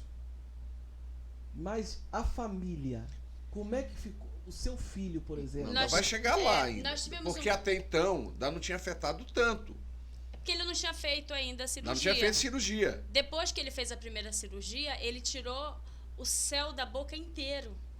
Então, mas aí ele não, o médico havia falado que ele perderia a arcária dentária, a parte de cima inteira. Aí tem uma parte muito legal, né? Porque ia tirar a arcária superior inteira. Né? Você arrancar os dentes todos? Todos. Não é os dentes, era com o osso todo. Com o osso, Como é que ia ficar? Ia ficar sem a parte de cima. Sem a parte superior. Caramba, cara. Ele disse que existem, né, próteses para remodelar. Tá bom. Então eu fui certo que eu ia morrer. Eu ia descansar ali, na verdade, né? Eu ia adormecer e quando Jesus voltasse eu ia ser ressuscitado junto com a igreja. E meu pensamento foi esse, eu fui tranquilo, né? Entrei no centro cirúrgico, estava lá toda uma equipe, era uma equipe diferenciada. Tinha o cirurgião, que era o que me acompanhava. Ele internou uma semana antes para fazer esse preparo. Eu tive que fazer o preparo com um fator de coagulação. Então ele internou uma semana antes tomando fator de coagulação. No hospital. Certo? Na cirurgia não coagular. Não para coagular. Para coagular. Aí, né, cheguei lá, tinha lá o cirurgião, né, um cirurgião auxiliar, tinha o anestesista, tinha os instrumentadores, tinha 2 bucomaxilo, porque ia arrancar a arcária superior inteira, né, e 2 hemato. Estava cheio. E mais Pai, Filho e Espírito Santo. Eu olhei assim e disse, nossa, mas é muita gente. Tá bom. Aí o anestesista vai dizer, Sim, Marcos, vai dar tudo certo. Aí eu falei assim, já deu tudo certo. E eu tenho convicção que eu apaguei sorrindo. Quando eu acordei, tudo branco. Eu disse, eu tô no céu. Foi quando começou a doer e começou a apitar e eu querendo respirar não conseguia e comecei a me debater, né? Eu tô no inferno. Tô no inferno. Foi do céu pro inferno. Aí veio lá, o pessoal me aplicaram lá uma medicação e eu apaguei. Quando eu acordei, eu fui me situar, estava na UTI. Eu quis falar, já não deu mais. A partir desse momento que ele pegou alta, que os meninos, os nossos filhos, viram o impacto. Né? Aí, porque ele já no estava outro usando dia, sonda. o médico me tirou da UTI, né? E me levou para o apartamento. Aí explicou que na hora de retirar a arcária superior, ele é católico, mas é assim, praticante e crê muito em Deus. Ele disse assim para mim, Deus mandou tirar só o céu da boca. E eu tirei o tumor inteiro. Ele saiu inteiro, ele disse. Mas tem um problema aí, que nós vamos ver mais para frente. Porque, assim, né? Eu tirei o que deu, mas se tiver intercorrência, eu vou ter que tirar a arcária. Então nós temos que ver a análise do osso, se contaminou a área de segurança. E eu já não falava mais. Então esse câncer, ele pegou o céu da boca, estava subindo... Não, já tinha varado o osso. Corroeu o osso do céu da boca. Caramba. É um osso fino. Aí ele tirou o negócio que se o câncer é aqui, ele não vai tirar isso aqui, vai tirar isso aqui. Para ter a margem de segurança. Aí eu me alimentava pela uma sonda, que é do nariz ao estômago. Passei uns dias internado no hospital, não podia entrar nada na boca, nada, por causa de infecção. Aí fui mandado para casa. Assim? Sim, depois de alguns dias internado. Porque na verdade, a infecção no era a hospitalar, forma como ele ia viver a partir de então, com a sonda. E a infecção hospitalar, né, é muito assim, temida. E ali era muito propício. Aí eu fui para casa e assim, eu fui definhando. Foi definhando, foi perdendo peso, porque a alimentação da sonda não supria o que o corpo necessitava. A senhora vai falar, pastora? Que foi a partir desse momento que ele chegou em casa, que ele começou a definhar, porque ele tomava 300 ml de 3 em 3 horas do líquido na sonda, né? E ele foi definhando. Ele perdeu toda a musculatura do corpo e ficou, sabe, só a pele em cima dos ossos. Nesse momento que os nossos filhos olharam e falaram, nossa. E os dois mais velhos, eles eram mais calados, né, com isso tudo. Mas o menor, ele passou um processo bem complicado também, porque ele começou a ter uma incontinência urinária. Além da gente correr com o Marco, porque aí ele tinha retorno, ele tinha médico, ele tinha a parte da sonda. Então, todo esse processo, o nosso caçula, do nada, ele começou a ter incontinência urinária. E aí me chamaram também na escola, né? A psicóloga da escola, na época, perguntou se estava vendo alguma coisa, porque ele tinha mudado completamente. Ele sempre foi muito dado, conversador. E, nessa época, ele era calado e essa incontinência urinária. E aí eu fui também acompanhar o Vinícius, no urologista, e o urologista fez todos os exames que podia investigar essa incontinência urinária. E aí, quando saiu o resultado, ele falou, não existe nada, não tem nada. E ele voltou para a fralda, ele já era grande, ele tinha acho que uns 8 anos, né? Então, na verdade, foi um psicológico que abalou totalmente. Totalmente, só deles olharem ali a situação que ele estava, porque enquanto não tinha operado ainda, né, não estava nesse processo da sonda, ele definhou. Tá, agora deixa eu falar uma coisa aqui, porque é muito sofrimento, cara. Cara, foi muito sofrimento. Pastorzão, assim, a gente tá chegando no final do podcast. Eu já vou até deixar já marcado já aqui para um outro podcast pra gente falar, porque realmente é uma história de vida, né? Esse processo do câncer faz, assim, não tem como fazer uma. Resumo. Não tem como eu falar assim. O que foi o pior? Não tem como dizer. Porque é um problema seríssimo, né? Mas o que o senhor acha que chegou a te abalar? Pelo que eu percebi. Eu percebi algo, mas tudo bem. O que te abalou mais? A questão do câncer ou a questão da parte hemofílica? A hemofílica Hemofílica? Te abalou mais? abalou mais. Porque o câncer, mas e a questão do céu da boca? Tirou o tumor e o senhor usa uma prótese, alguma coisa? Tu podia Essa falar parte- um pouquinho resumida da prótese e falar sobre a história que tu falou do... Que é muito importante. É? Essa parte, antes da prótese, né? Estava na transição aí da primeira para a segunda cirurgia, né? E eu estava muito debilitado e eu recebi um telefonema da junta em Campinas, junta médica em Campinas. E eu fui lá, né?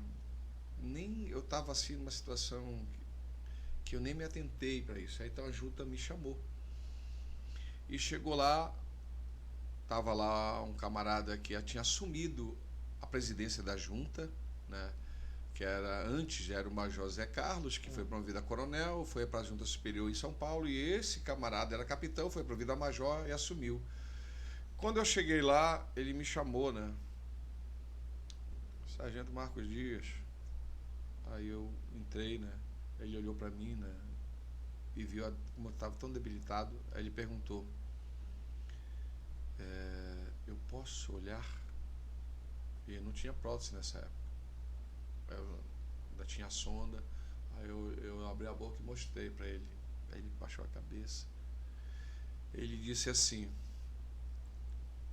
o senhor é pastor, né? Aí eu respondi que sim. Ele estendeu a mão e disse: rapaz, senhor, se a minha esposa, depois de muito tempo, me ganhou para Jesus. Eu estou estudando, eu quero ser pastor também. O Coronel Zé Carlos? Não, o que substituiu ele. O Meira. O Meira. O Meira.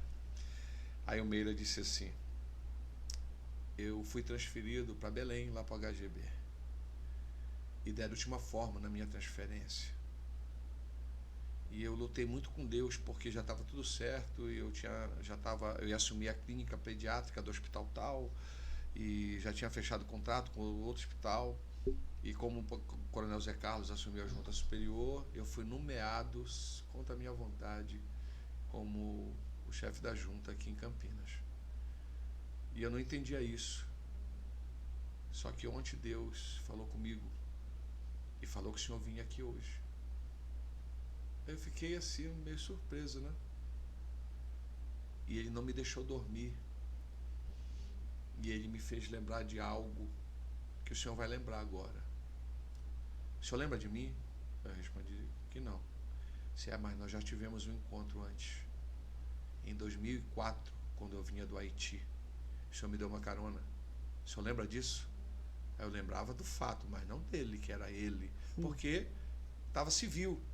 O senhor me deixou lá na minha cidade e Deus me fez lembrar ontem que foi o senhor. O senhor estava indo para Lins. Aí eu comecei a chorar. Que forte, né? Comecei a chorar.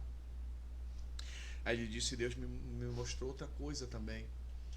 Que ele tinha lhe dado um sonho. Que o senhor ia ser promovido a tenente. Ele não lhe falou isso. Aí ele puxou a documentação e disse assim aqui, que o senhor está sendo reformado como segundo tenente do Exército. Aí eu chorei. Muito. Porque as promessas de Deus se cumprem. Aí eu entendi o propósito do câncer na minha vida. Realmente não era para morte, era para cumprir uma promessa que não tinha como mais por causa da minha idade. Eu ser capelão. E por causa desse câncer, eu fui reformado a segundo tenente. Por causa desse câncer, a minha casa em Bauru era financiada, ela foi quitada. Por causa desse câncer, eu fui isento do imposto de renda. Esse câncer foi a maior bênção da minha vida. Foi o câncer que Deus permitiu que eu tivesse. Amém. Por isso que foi a hemofilia, não foi o câncer que me abalou mais. Porque depois de 3 cirurgias, ele usa prótese hoje, né? Conseguiu fechar mais o buraco diminuiu bastante. E aí, depois de 2 anos dessas cirurgias, que ele não pôde mais fazer, porque dava hemorragia. Então, ele não conseguia mais fazer. Então, o médico falou que falou para ele assim, não, esse buraco aí é muito fácil fechar. Ele mesmo falou, olha, nunca mais mexe nisso. Isso aí foi muito legal, né? Porque na segunda cirurgia fechou mais da metade na segunda cirurgia, reconstrução. Mas não tinha material suficiente na boca, que é o próprio material humano teu que... Aí uma irmã estava na Itália, né, que servimos junto ao Senhor, na Assembleia de Deus, Ministério de Madureira, em Bauru, e ela estava na Itália e ficou sabendo, né, que foi pedida oração assim pela minha vida no Brasil inteiro, e eu nem sabia disso, e chegou até na Itália. E ela tinha um amigo que é o Papa de cirurgia de palato no Brasil e no mundo, é o Papa, é o homem. Ele era o chefe da parte, né, de cirurgia de palato no Centrinho. Aí ela falou com ele, era amigo dela de infância, e ele me ligou. Aí eu fui lá, ele olhou e disse, isso aí pra mim não é nada. Ele faz aquela cirurgia de lábios leporino, né? Eu já fechei lábios, do lábio até a garganta. Isso aí não é nada. Isso é um retalho. Foi preparado tudo, fator de coagulação, tudo. Fui internado antes, tomei, quando foi na cirurgia, né? Aí me deram anestesia geral. Quando eu acordei, eu estava na UTI de novo. A minha boca toda queimada. O meu peito tinha 2 marcas de queimadura de desfibrilador. Eu não conseguia encher o pulmão de tanta dor, de tanta massagem cardíaca. Eu tive parada cardíaca, parada respiratória, ou seja, eu morri por mais de 6 minutos. Jorrou o sangue pela boca, todo o sangue que entrava pelo braço jorrava pela boca. Isso o médico falando, né? Depois que eu saí de novo da UTI, que eu fui para o apartamento, ele disse, não mexa mais isso aí, me perdoe. O médico disse, me perdoe, eu não pude te ajudar. Eu nunca perdi um paciente na minha vida, eu te perdi por um retalho. E eu falei pro teu chefe, se o funcionário é teu, a palavra dele, falando para Deus, o funcionário é teu, o que eu pude fazer eu fiz. E me deu vontade de novo de ressuscitar. Foi esse preparo de desfibrilador. A minha equipe não queria. Doutor, mais de 6. É óbito. Mesmo se voltasse a ter sequela, eu disse, não, vamos lá. E quando eles bateram de novo o desfibrilador, o coração bateu. Vamos lá de novo, cauterizar. Cauterizaram mais ainda, né? E parou de jorrar o sangue. Aí não sabia se eu ia acordar ou não. Mas eu acordei na UTI. E isso ele me falando depois, né? E você não mexe mais nisso. Não vai mais falar, mas está vivo. Vai comer por uma sonda, mas está vivo. Não sente mais cheiro de nada, nem gosto, mas está vivo. Não mexe mais nisso, não. Quando ele saiu do apartamento, eu estava só. Eu estava recebendo sangue num braço, fator de coagulação no outro e soro. Era medicação nos 2 braços. Eu fui e me sentei na cama, muito fraco e tonto. Aí eu vivi uma experiência muito maravilhosa. Que a palavra do Senhor diz assim, que quando não conseguires mais falar, o Espírito Santo gemerá por vós com gemidos inexprimíveis. Foi quando eu conversei com o Espírito Santo e disse, me traduz aí para o papai, eu quero falar com ele. Só em pensamento. E eu falei para Deus, senta aqui do meu lado que eu quero conversar com o Senhor. Eu quero te dizer que eu não sinto mais gosto, já não sentia mais gosto nem cheiro de nada, mas eu te amo. Eu continuo te amando como eu estava antes. Eu não vou mais comer como antes. Eu vou me alimentar por essa sonda. Mas eu quero te dizer que eu continuo te amando. E eu não vou mais falar por conta desse buraco aí. Mas eu vou aprender Libras. Porque com as minhas mãos eu vou pregar a tua palavra. Do jeito que eu estou falando para ti aqui, Deus falou para mim em alto e bom som, não vai ser preciso. Eu já preparei para devolver a tua voz. É apenas uma questão de tempo. E eu chorava porque eu estava ouvindo a voz dele. Eu estava ouvindo, não era uma coisa que eu estava ouvindo na minha cabeça ou no meu coração, eu estava ouvindo com os ouvidos. E eu aproveitei que já estava lá e perguntei, para que esse buraco? Ele disse, foi eu que não deixei fechar. Amém. Eu que não deixei fechar. Porque tem muita gente por aí nas minhas casas dizendo que eu não faço mais milagre. Mas eu quero que eles entendam e saibam que eu sou mesmo ontem, hoje e eternamente. E que quando eles verem isso aí, por tudo que tu passou, esteve na minha casa sem reclamar, não pediu pela tua vida, eles vão se resignar, porque tem muitos deles reclamando por coisas pequenas. E eles vão se voltar a mim. E aonde eu te levar, tu vai testemunhar isso. E hoje está aqui testemunhando, não pode ir em casa. Obrigado, Jesus. Já vi que eu estava com uma dor de dente. E eu já vi que essa dor de dente não é nada. A Márcia fala que eu sou muito mole, sabe? A Márcia fala que eu sou mole. Não é que eu não sou mole, é que a dor de dente era forte mesmo. Pastorzão, irmãos, olha, é uma história muito forte. Eu não falei com ele isso, mas eu gostaria. Aqui tem muitos pastores que assistem o nosso podcast, sabe, pastor? E eu vou falar uma coisa pra vocês. Eu vou deixar tem Instagram? Não, só Face. WhatsApp? WhatsApp. Vou deixar o WhatsApp então dele aqui. E você que precisa de uma palavra, precisa de, se o senhor puder, pessoas que estão em estado, porque pelo que eu vi aqui, estava no estado terminal. Sim. E Deus restaurou. Então, mas assim como a pastora Nani, pastor, falou para as mulheres, eu gostaria que o senhor olhasse para essa câmera aqui. Essa aqui? Isso. E falasse para os homens, principalmente aqueles que estão passando por situação de câncer, aqueles que parece que os médicos já desenganaram, aqueles que estão desesperados, aqueles que já escutaram da boca do médico e dos familiares, né, que não tem mais jeito. Que o senhor pudesse falar para essa pessoa e para os familiares, porque teve jeito. Meus irmãos, quando nós realmente confiamos no Senhor, nós entendemos que a última palavra é dele. A última palavra é dele. E em Eclesiastes nós vemos que há um tempo determinado para todas as coisas debaixo desse céu. Então, como eu falei em uma ministração, que ninguém morre de véspera. E se a tua vida está nas mãos do Senhor, creia que esse processo é doloroso, às vezes é longo, mas quando nós cremos e que nossa vida está nas mãos do Senhor, o milagre acontece. E o milagre está nas mãos dele. E eu gostaria muito que você acreditasse nisso. Eu sou uma prova viva. E eu quis muito partir. Mas o Senhor decidiu fazer um milagre. Então viva um milagre de Deus. Posso falar da igreja? Pode falar.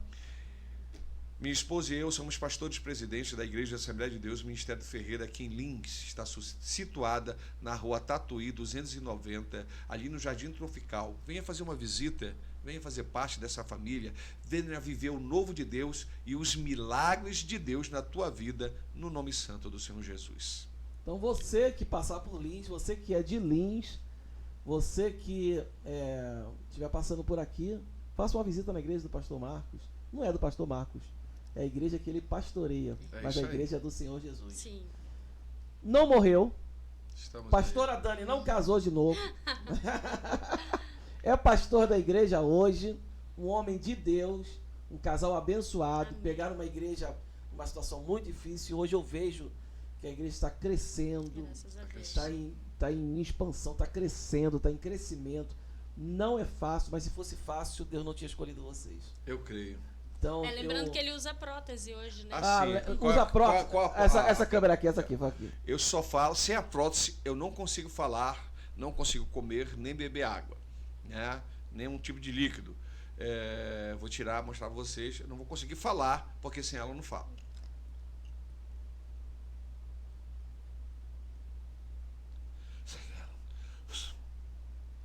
Sem ela não tem sonoridade na cavidade bucal, né? E com ela eu consigo falar. Rapaz, forte, hein? Muito forte. Que pena que nós estamos terminando o podcast. Que pena. Estamos à disposição, pastor Jarinho. Não, mas outra coisa que nós queremos fazer, sabe o que é aqui, pastorzão? Nós estamos querendo fazer uma live de oração.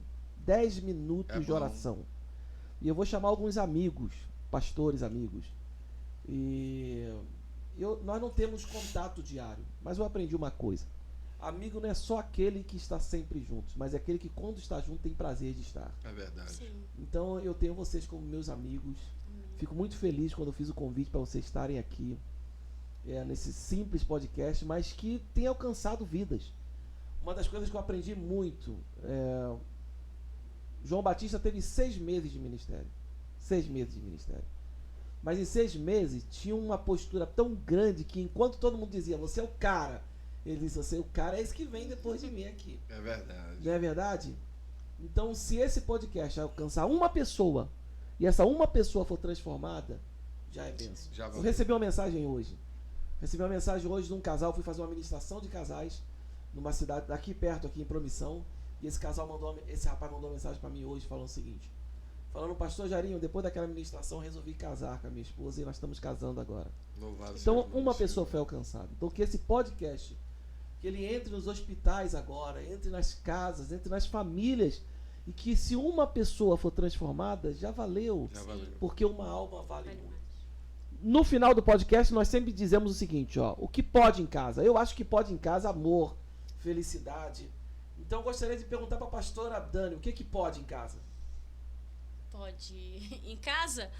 Pode ter felicidade, isso. Pode ter Deus no centro, né? E se Deus estiver no centro, as demais coisas serão acrescentadas. O que pode em casa, pastorzão? Pode cumplicidade, pode amor, pode declaração de amor. Não, então, não, peraí. Foi boa essa daí. Porque o cara acorda 4 horas da manhã. Não, já tava acordado. Não, já tava acordado. O cara virou a noite, 4 horas da manhã o cara chega na casa da irmã, o cara é o cara. Então agora, quando eu faço ministração para casais, eu faço o cara fazer uma cantada. Então agora, todo o Brasil agora, essa cantada, dá uma cantada agora. Essa vai é lá. A cantada. Vai. Meu amor, eu te achei muito interessante. Ui. Eu te acho muito interessante. E certamente eu sempre vou te achar a mulher mais interessante do mundo inteiro. Isso é real, viu? O amor está no ar. Vamos orar? Vamos. Sempre que nós terminamos, nós oramos pelas pessoas. E que essa oração breve, curta, mas que ela possa entrar nos lares agora e abençoar. Amém. Senhor, meu Deus e Pai, obrigado por essa noite aqui, Pai. Obrigado pela vida do pastor Marcos. Que vida seja obrigado por essa história linda, Senhor, que hoje ele pode contar, mas ele viveu essa situação tão difícil. Obrigado por essa família, obrigado por esse casal, Pai, que é um exemplo onde eles pastoreiam. É um casal com 25 anos, que já é raridade hoje, Pai, e que mantém acesa essa chama do amor. Pai, que assim como ele passou por essa situação difícil e outras pessoas estão passando agora, eles possam vencer, essas pessoas possam vencer também como esse casal venceu. Tanto ela sendo um apoio para ele, como uma mulher sábia, edificando a casa e construindo, ajudando a levantar essa casa, como ele, que foi uma força, teve força em Cristo para se manter esse homem íntegro, reto, temente a Deus e desviando do mal. Pai, o Senhor vem estar nessa família, nessa casa, Deus. E que essa mensagem venha invadir lares em nome de Jesus. Amém. Amém. Amém. Deus te abençoe, amigão. Valeu. Deus abençoe vocês. Até o próximo Pode em Casa. Mas lembrando, se inscreva no canal aí, ativa o sininho e construirmaisbarato.com.br. É isso aí. Abençoe o nosso ministério, a nossa igreja, a nossa família e o nosso projeto em nome de Jesus. Deus te abençoe. Paz. Cada minuto, cada segundo é muito sem você. Eu não consigo mais viver sem teu amor. Na alegria ou na dor, Ao teu lado eu vou estar. não importa o que vier, Pra sempre eu vou te amar. Meu amor. Oh, eu te amo. Faça uma declaração pra quem tá pertinho de você assim, ó. Diga assim, ó. Você chegou